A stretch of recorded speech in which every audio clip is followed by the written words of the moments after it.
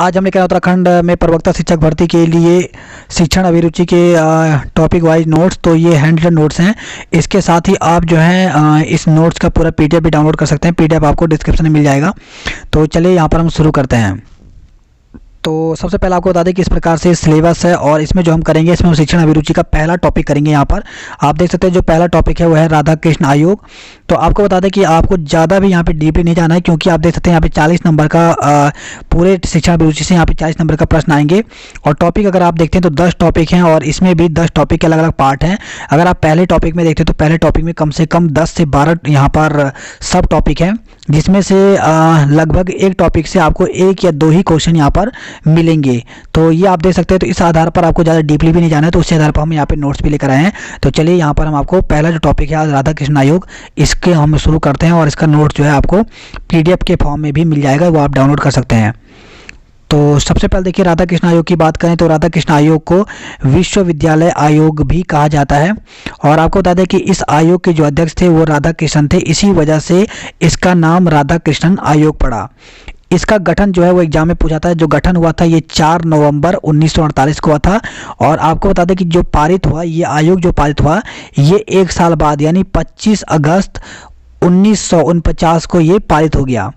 अब बात आती है कि आखिर राधा कृष्ण आयोग या फिर जो विश्वविद्यालय आयोग है, इसकी आवश्यकता क्यों पड़ी। तो आपको बता दें कि इससे पहले जो हमारा देश था वो अंग्रेज़ों का गुलाम था और उस समय जो शिक्षा थी वो अंग्रेज़ों के आधार पर चलती थी। तो इसमें जो आवश्यकता पड़ी, इसमें देखिए किस किस चीज़ों पर आवश्यकता पड़ी। तो पहली बात तो यहाँ पर कि राष्ट्र एवं संस्कृति का निर्माण करना, तकनीकी का विकास करना, विज्ञान का विकास करना। तो ये जो थी ये मेन आवश्यकता थी, इस वजह से इस आयोग को लाया गया। अब इसके बाद जो है इसमें जांच की गई कि आखिर इसमें क्या क्या रखा जाना चाहिए। तो इसमें सबसे पहले यहाँ पर जब ये शिक्षा आयोग बन रहा था तो इसमें जांच किया गया कि विश्वविद्यालय का जो स्तर है उसमें शिक्षा कैसी होगी। ये कुछ समस्याएं थी जिनकी जांच की गई। इसके बाद यहाँ पे जो दूसरी समस्या यहाँ पर थी कि विश्वविद्यालय की जाँच कौन करेगा, विश्वविद्यालय व महाविद्यालय की शिक्षा कैसी होगी, एक जैसी होगी या फिर अलग होगी। तो ये कुछ सवाल थे इसमें जो कि जब आयोग बना था। तो इसके साथ ही अगर हम बात करें तो यहाँ पर था कि छात्र की अनुपस्थिति कितनी होगी, विश्वविद्यालय का प्रशासन कैसा होगा, शिक्षा की गुणवत्ता कैसे होगी, छात्रों के कल्याण के लिए क्या क्या कार्य करेंगे, शिक्षण की नियुक्ति कौन करेगा, इसके अलावा यहाँ पे पाठ्यक्रम कैसा होगा, माध्यम क्या होगा। तो जैसे इस प्रकार से यहाँ पे देखा गया कि जो विश्वविद्यालय का माध्यम होगा वो किस प्रकार से रखा जाएगा, हिंदी रखा जाए, इंग्लिश रखा जाए, दोनों विषय रखे जाएं।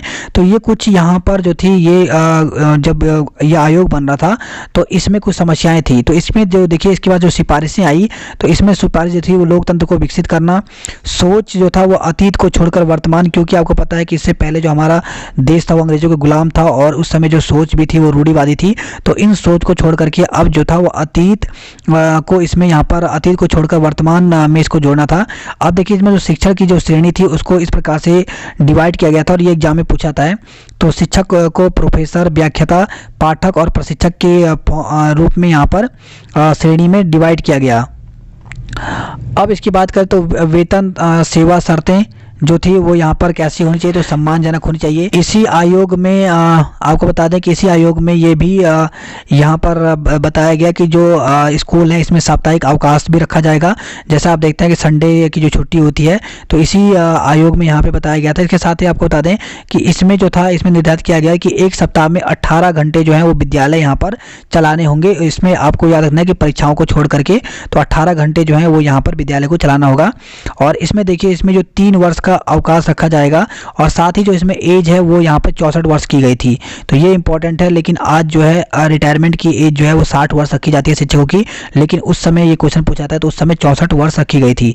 इसके साथ ही देखिए जो विश्वविद्यालय हैं इसमें छात्रों की संख्या निर्धारित की गई थी कि एक विश्वविद्यालय में 3000 छात्र होंगे, जबकि जो महाविद्यालय होते हैं उसमें 1500 छात्रों की संख्या रहेगी। और इसके अलावा यहाँ पे बताया गया था कि एक साल में शिक्षण जो कार्य होगा वो 180 दिन रहेगा। तो ये कुछ इंपॉर्टेंट क्वेश्चन है, यहीं से एग्जाम में पूछा था। इसके बाद हम यहाँ पर क्वेश्चन भी करेंगे किस प्रकार से एग्जाम में क्वेश्चन आते हैं। अब देखिए इसके साथ ही यहाँ पे अगर बात करें तो उस समय जो छात्रों की डिवीज़न रखी जाती थी उसमें फर्स्ट आने के लिए 70% डिवीज़न रखी गई थी, जबकि सेकंड आने के लिए 55 और थर्ड के लिए 40%, यानी जो प्रथम जो डिवीज़न अभ्यर्थी लेकर आएगा उसको 70% लाना पड़ता था, जबकि सेकंड के लिए 55% और थर्ड के लिए 40%। लेकिन वर्तमान में आपको पता है कि वर्तमान में जो है 60% वाले को फर्स्ट डिवीज़न माना जाता है, 45 वाले को सेकंड और 33 वाले को थर्ड। तो लेकिन ये वाला एग्जाम में पूछा जाएगा कि विश्वविद्यालय आयोग में फर्स्ट डिवीज़न के लिए कितना परसेंट रखा गया था, तो 70%। अब देखिए इसी में ही यहाँ पर बताया गया कि जो शिक्षा जो है वो समवर्ती सूची में रखा जाएगा। तो ये भी इम्पोर्टेंट क्वेश्चन बन जाता है। तो किस आयोग में ये सिफारिश की गई थी कि शिक्षा को समवर्ती सूची में रखा जाए, तो आपको याद रखना है राधाकृष्णन आयोग में। इसके बाद देखिए यहाँ पे विश्वविद्यालय में एक रूपता हो, तो इसके लिए यूजीसी का गठन क्या है, बहुत ही इंपॉर्टेंट है, एग्जाम में पूछा जाता है कि यूजीसी का गठन कब किया गया था और किसकी सिफारिश पे किया गया था। तो राधाकृष्णन आयोग की सिफारिश पर ही यूजीसी का गठन किया गया था।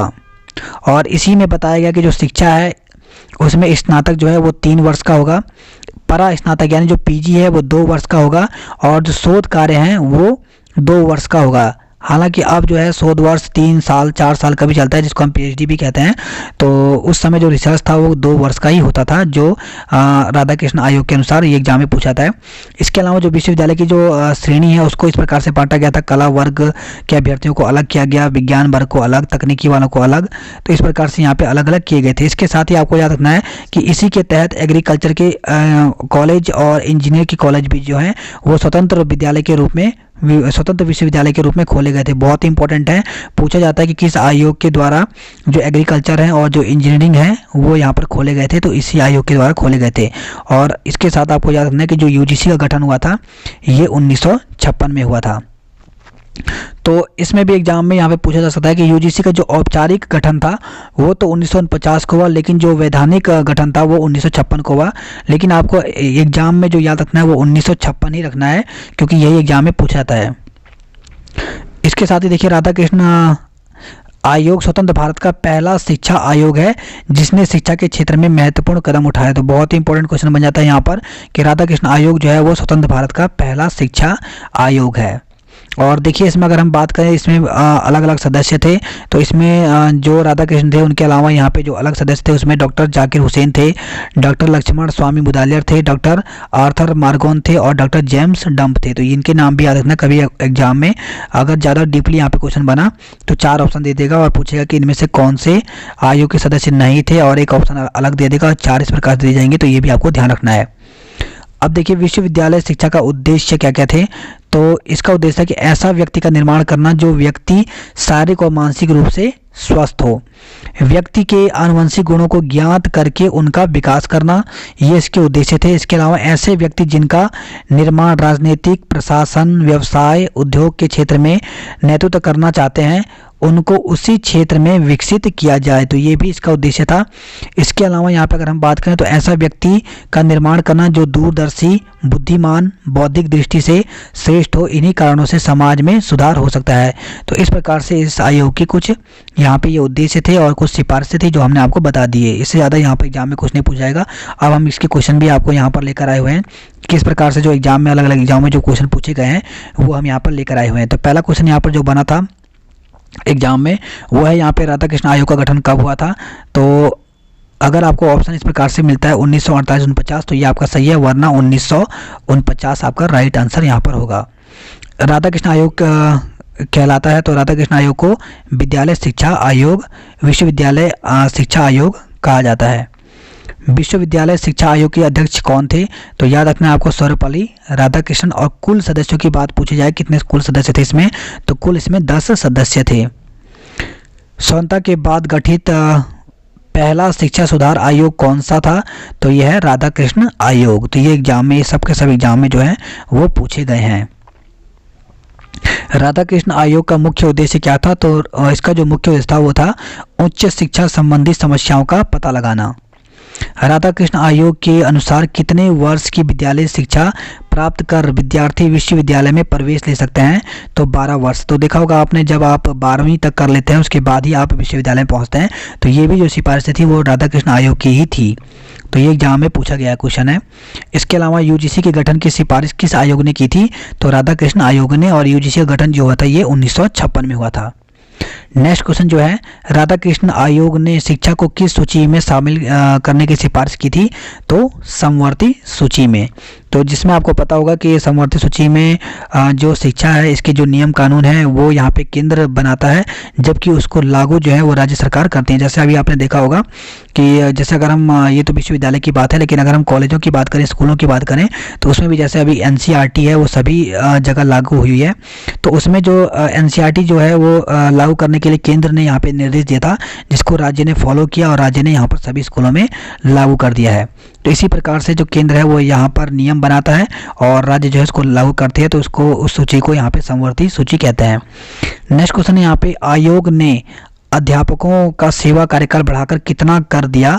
तो इस आयोग ने जो था इसमें जो एज थी वो बढ़ाकर के 60 से 64 कर दी। वर्तमान में फिर से आपको पता होना चाहिए कि 60 वर्ष ही यहाँ पर रखी गई है। नेक्स्ट यहाँ पे, आयोग ने कितने पृष्ठों का प्रतिवेदन भारत सरकार के समक्ष प्रस्तुत किया था? तो ये बहुत ही इंपॉर्टेंट क्वेश्चन है। ये अगर एग्जाम में क्वेश्चन डीपली बना तो ये आपसे पूछ सकता है। तो 747 पेजों का था और इसकी जो रिपोर्ट थी वो 25 अगस्त 1949 को दी गई थी। राधा कृष्ण आयोग के अनुसार स्कूलों में कार्य दिवसों की संख्या एक साल में कितनी होनी चाहिए? तो कितनी होनी चाहिए? तो 180 दिन। आयोग ने विश्वविद्यालय में विद्यार्थियों की संख्या कितनी निर्धारित की है? तो विश्वविद्यालय में जो विद्यार्थियों की संख्या होनी चाहिए वो 3000, जबकि महाविद्यालय में जो अधिकतम संख्या होनी चाहिए वो 1500 होनी चाहिए। शिक्षक को समवर्ती सूची का विषय कब बनाया गया था? तो ये जो है ये इसमें 42वां संविधान संशोधन किया गया था 1976 में, और तब इसको समवर्ती सूची में शामिल किया गया। राधा कृष्ण आयोग के अनुसार शिक्षण कार्य सप्ताह में कितने घंटे से अधिक नहीं होने चाहिए? तो देखिए, एक सप्ताह में पूछा गया है तो 18 घंटे से अधिक, 18 घंटे से अधिक नहीं होना चाहिए। और लास्ट क्वेश्चन है यहाँ पे, शिक्षक दिवस की शुरुआत कब हुई थी? तो ये आपको पता होना चाहिए कि शिक्षक दिवस जो है वो राधा सर्वपल्ली राधाकृष्णन के जन्म दिवस पर 5 सितंबर को मनाया जाता है और इसकी शुरुआत जो हुई थी ये 1962 से हुई थी। तो देख सकते हैं यहाँ पर ये राधा कृष्ण आयोग है और इतना ही आपको करना है, क्योंकि आपको ज़्यादा डीपली भी नहीं जाना है, क्योंकि आप सिलेबस देख सकते हैं काफ़ी ज़्यादा है। तो हम इसी प्रकार से अन्य टॉपिक भी यहाँ पर लेकर आएंगे। हमारे पास सभी नोट्स यहाँ पर पूरे के पूरे उपलब्ध हैं और इस प्रकार से हम आपको यहाँ पर लेकर आएंगे। तो आप एक बार जरूर कमेंट करके बताएं आपको ये नोट्स कैसे लगे। PDF आप यहाँ पर डाउनलोड कर सकते हैं, और आप ये भी बता सकते हैं कि क्या नोट्स में और कुछ इंक्लूड करना है या फिर इस प्रकार से नोट्स आपको आगे भी प्रोवाइड करना है। तो अपनी राय जरूर दें। अगर आपको कुछ इसमें लगता है कुछ सुधार करने की आवश्यकता है तो वो भी आप जरूर बताएं।